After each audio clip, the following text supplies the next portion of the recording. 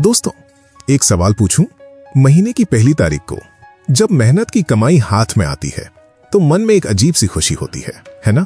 लगता है कि इस बार सब ठीक हो जाएगा, इस बार कुछ पैसे बचाऊंगा, इस बार कुछ अलग करूंगा। लेकिन महीने के आखिर में जब अपनी जेब या बैंक का बैलेंस देखते हो तो वही पुरानी हैरानी होती है। गया कहां सब? ये सिर्फ तुम्हारी कहानी नहीं है, ये इस देश के करोड़ों लोगों की कहानी है।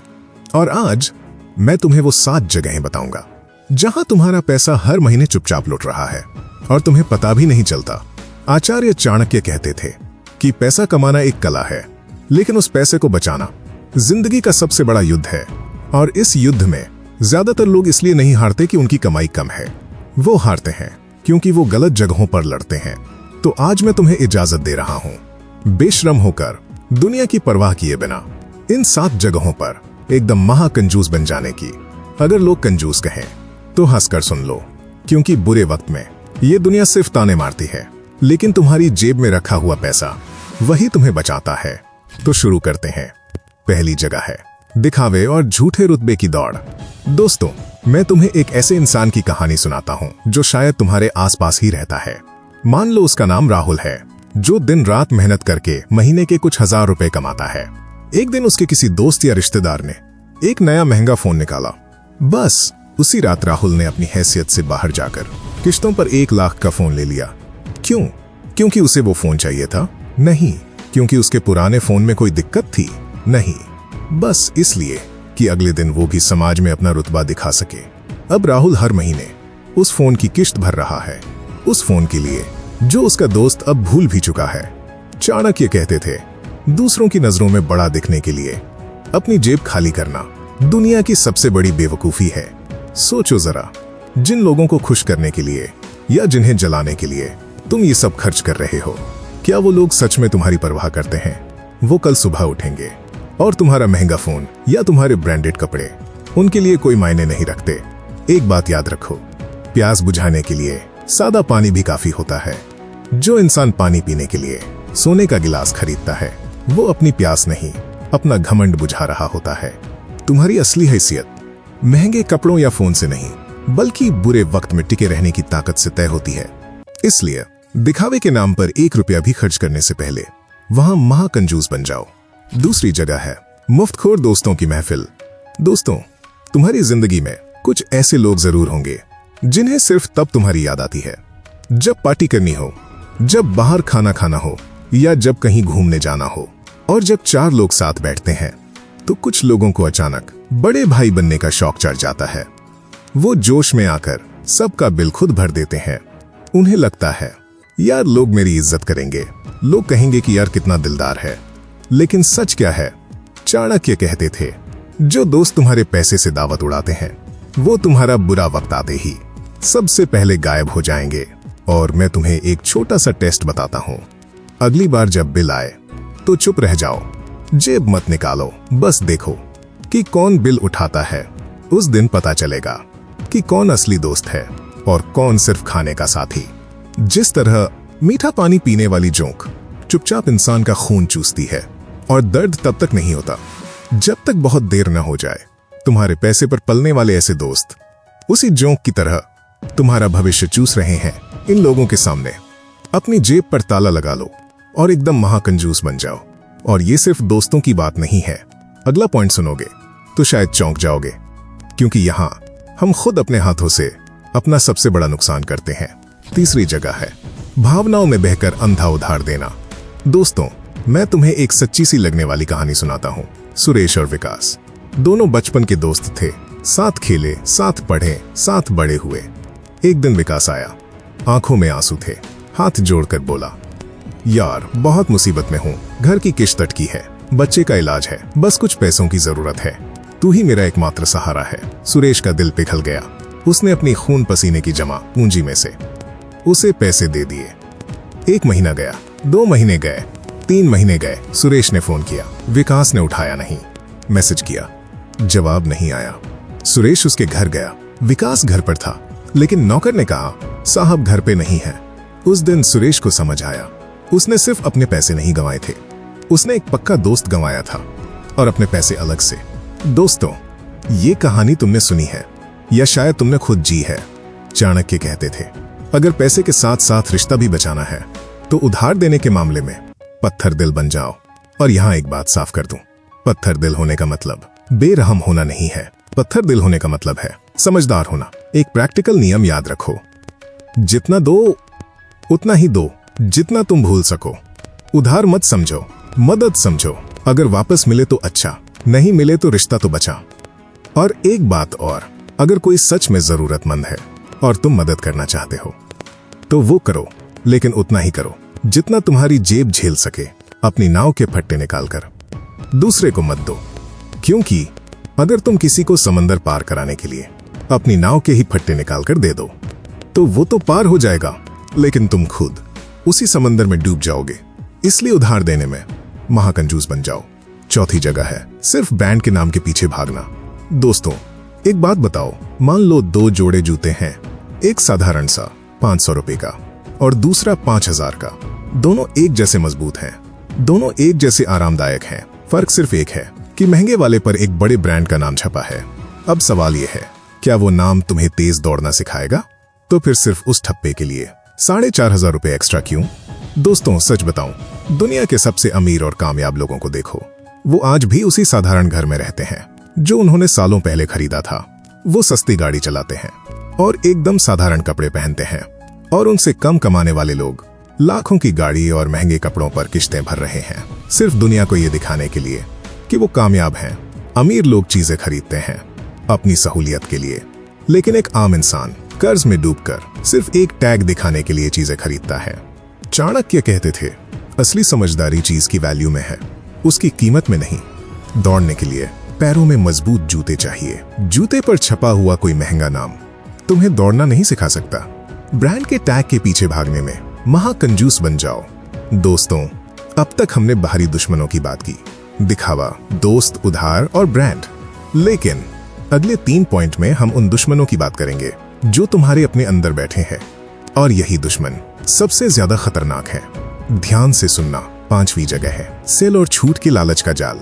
दोस्तों, जब भी मोबाइल पर किसी बड़ी सेल या भारी डिस्काउंट का मैसेज आता है तो कुछ लोगों के हाथ अपने आप फोन की तरफ बढ़ जाते हैं। ऑनलाइन कार्ट भरने लगती है, जूते जिनकी जरूरत नहीं थी, कपड़े जो अलमारी में बंद रहेंगे, गैजेट जो कभी डिब्बे से बाहर भी नहीं आएंगे। और बाद में जब महीने के आखिर में पैसे कम पड़ते हैं तो हम खुद को तसल्ली देते हैं, यार सेल में था, बड़ा डिस्काउंट मिल गया। लेकिन जरा सोचो, जो चीज तुम्हें चाहिए ही नहीं थी, उस पर जो भी पैसा लगा वो पूरी तरह बर्बाद हुआ, चाहे वो 90% डिस्काउंट पर ही क्यों न मिली हो। और यहाँ एक बहुत बड़ा राज बताता हूँ, ये सेल चलाने वाली कंपनियां बेवकूफ नहीं है। उन्होंने पूरी एक टीम बिठा रखी है जिनका सिर्फ एक काम है, तुम्हारे दिमाग की कमजोरियों को समझना और उन्हीं कमजोरियों पर चोट करना। सेल सिर्फ 3 दिन की है, स्टॉक सिर्फ 10 बचे हैं, आज रात 12 बजे ऑफर खत्म हो जाएगा।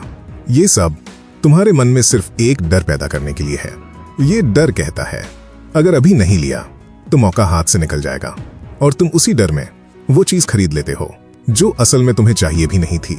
चाणक्य कहते थे, बिना जरूरत की चीज अगर 1 रुपए में भी मिले तो भी वो बहुत महंगी है। मछुआरा जब कांटे में चारा लगाता है तो मछली को वो मुफ्त का खाना लगता है, लेकिन उस मुफ्त के खाने की कीमत मछली को अपनी जान देकर चुकानी पड़ती है। सेल का चारा भी बिल्कुल वैसा ही है। इसलिए सेल के लालच में महाकंजूस बन जाओ। खरीदने से पहले खुद से एक सवाल पूछो, क्या मुझे ये सच में चाहिए या बस डिस्काउंट देखकर मेरा मन ललचा गया? अगर जवाब दूसरा है तो फोन रख दो और चुपचाप आगे बढ़ जाओ। 6ठी जगह है बुरी आदतों और 2 पल के मजे पर खर्च। दोस्तों, ये पॉइंट थोड़ा कड़वा है, लेकिन तुम्हारे लिए बहुत जरूरी है। एक हिसाब लगाते हैं। मान लो तुम रोज एक बार बाहर का खाना मंगवाते हो या बाहर जाकर खाते हो, मुश्किल से 200 रुपए का। 200 रुपए रोज, यानी महीने में 6000 रुपए, यानी साल में 72,000 रुपए, सिर्फ उस खाने पर जो 5 मिनट में खत्म हो जाता है और जिसकी याद तुम्हें अगले दिन भी नहीं रहती। और ये तो सिर्फ एक आदत का हिसाब है। अब इसमें जोड़ो सिगरेट, शराब, वो सब्सक्रिप्शन जो तुम कभी इस्तेमाल नहीं करते, रात को बेकार की चीजें ऑर्डर करना और फिर सुबह उठकर पछताना। ये सब जोड़ोगे तो हर महीने तुम्हारी मेहनत के 10 से 15,000 रुपए बस इन्हीं फालतू चीजों में जा रहे हैं। और सबसे दर्दनाक बात यह है कि यह पैसा जाने के बाद तुम्हारे पास कुछ भी नहीं बचता, ना खुशी, ना सुकून, ना कोई ऐसी चीज जो तुम्हारे बुरे वक्त में काम आए। बस एक खालीपन, और अगले महीने की पगार का इंतजार। चाणक्य ने कहा था, जो इंसान अपनी बर्बादी को खुद अपने पैसों से खरीदता है, उसे दुनिया का कोई भगवान नहीं बचा सकता। जिस तरह दीमक किसी मजबूत लकड़ी को अंदर ही अंदर खोखला कर देती है, बाहर से वो लकड़ी मजबूत दिखती है, लेकिन जब एक दिन वो टूटती है तो कोई नहीं समझ पाता कि ये कब से कमजोर थी। बुरी आदतों पर खर्च किया गया पैसा उसी दीमक की तरह तुम्हारे आने वाले कल को चुपचाप राख कर रहा है। इसलिए बुरी आदतों पर एक एक पैसे के लिए महाकंजूस बन जाओ।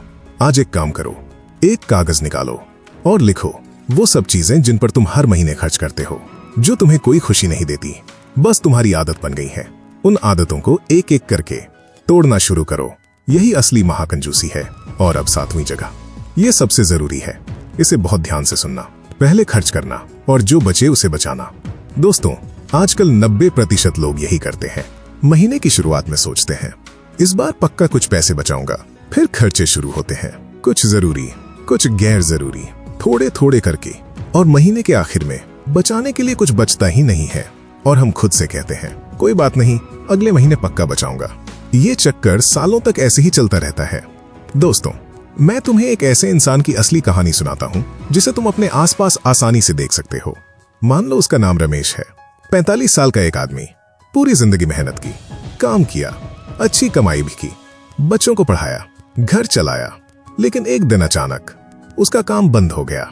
और उस दिन रमेश के पास कुल जमा बचत थी सिर्फ अगले 2 महीने के खर्चे लायक पैसा। 25 साल की कड़ी मेहनत और हाथ में सिर्फ 2 महीने की बचत। उस रात रमेश सो नहीं पाया। उसे याद आया वो नई गाड़ी जो उसने शौक में किश्तों पर ली थी, वो महंगे फोन जो उसने बच्चों को दिए थे, वो पार्टियां जिनमें दोस्तों का बिल उसने खुद भरा था। सब याद आया।